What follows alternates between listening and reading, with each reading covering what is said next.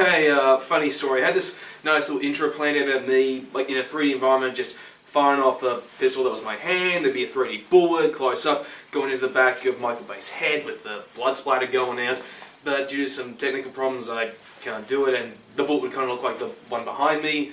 So instead for the intro, here's a nice little metaphor of all the creative processes and talent that went into the main problem with this movie. It's writing. Enjoy!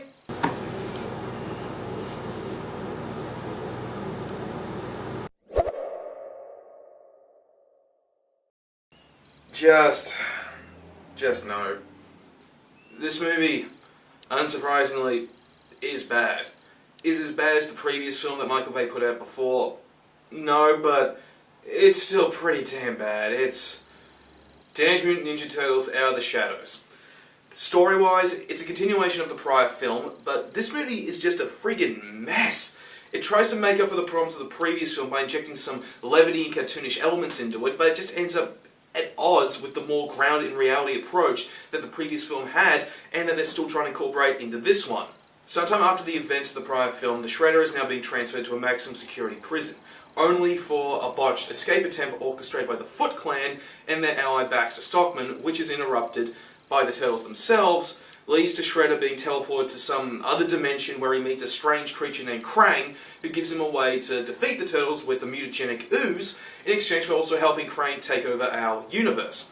And now the Turtles need to try to beat Shredder, Baxter Stockman, the Foot Clan, and their new allies, Bebop and Rocksteady, from finding the remaining pieces of Krang's teleporter so they can stop him from bringing in his ultimate weapon, the Technodrome. Now, if you're a fan of the original cartoon, you understood pretty much a lot of what I said, which is why I'm unfortunate to say this, the movie isn't for you. Really. If you're a fan of the original cartoon or the original movies, like, trust me, do not see this, okay? You will friggin' hate it. Now, I'm not going to beat around the bush here, okay? Most of this movie is fine, okay? The effects used to create the Technodrome, they're actually incredibly impressive. The effects used to create Krang, they're convincing, they're realistic. The CGI used to create the Turtles, that's all well and good. Hell, the actors are fine. But the biggest problem with this movie is with the writing itself, and the script, the story, everything about the writing is just terrible. Like I said at the beginning of this review, the biggest problem with the movie is that its story, it tries to inject comically cartoonish levity into it, but it's at odds with the fact the movie is a continuation of another film that is much more grounded in reality.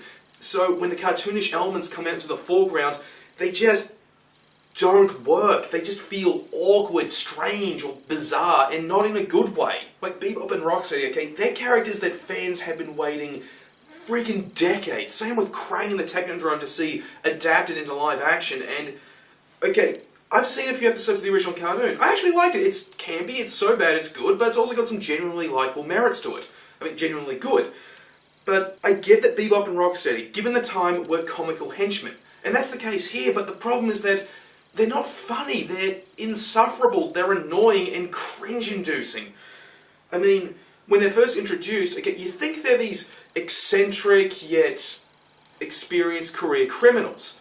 But as soon as they get transformed into a pair of walking, talking rhino and warthog, they go from being anything close to intimidating to just stupid and annoying. And I swear, during that transformation sequence, there was a friggin' cartoon sprawling sound effect when one of them grew a tail, which... why? Another example of this is with Shredder himself. Like, the majority of the characters, they're all colourful, full of personality, but Shredder is just a blank void of nothing. He has no personality at all, and it's so clear they're using a different actor for him this time. And hell, he doesn't even do anything at all till the very end, and even then, it's put on his helmet, making him look more like, say, the Shredder from the cartoons, both the original, later, and current, and then gets frozen.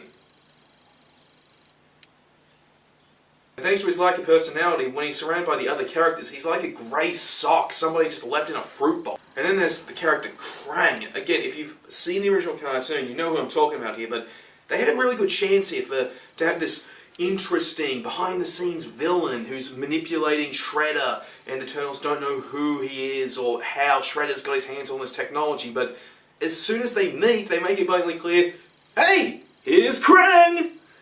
And they don't even do anything cool with him. He just acts like a ridiculous cartoon character who's kind of stupid. I really cannot take this guy seriously as a credible threat, especially when his own robotic body refuses to obey him most of the time. I should say, some of the time. Just trust me, okay? The character isn't that great. But there are other problems with the writing worth talking about, such as the whole theme of the Turtles no longer being secretive, wanting to be more like normal people, and trying to better bond as brothers. And while those are good ideas, and it would be nice to see these themes explored, especially here, they're explored in just a really half-assed way. I mean, first they kind of establish it's going to be Michelangelo who's interested in being more out and open and involved with people, but then they establish it's Raphael who's going through that arc, and then they just forget about it, then they bring it up once at the very end, and then just say, yeah, screw it, let's keep being Turtles, let's keep being normal. They had a perfect opportunity for some really good and interesting character development, and they just didn't do anything with it. This really could have made the movie so much more interesting, but no, screw it. Screw it.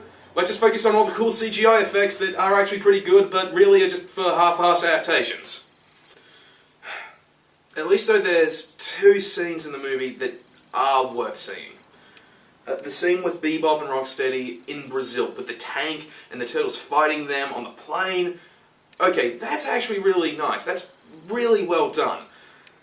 But it's one of only two bright spots in an otherwise forgettable movie. The other scene is the actual fight between the Turtles and Krang, and yeah, that is pretty cool, but especially with the Technodrome forming around them and how they try to actually stop it from finishing its construction in our universe. But Krang is just such an uninteresting, underwhelming villain that really it just doesn't hold a candle to the scene with them fighting Bebop and Rocksteady in Brazil. It's just meh. When all's said and done, Teenage Mutant Ninja Turtles Out of the Shadows really is as bad as everybody was expecting it to be. Granted, it is better than the prior film, okay? There's more imagination here, there's more creativity, and they're actually adapting stuff fans of the franchise have wanted to see in live action since the beginning. But the problem is that the story we get is just weak. There are stuff that nobody can suspend disbelief for, like Will Arnett's character Vernon now taking credit for Shredder's defeat in the first film? Really? And the characters really aren't that great. Just feel free to pass this up. Alright, cool. Thanks for watching the video. If you really do like it, how about you like, favourite and subscribe? And coming up next, I'll have a review of The Conjuring 2 out as soon as possible.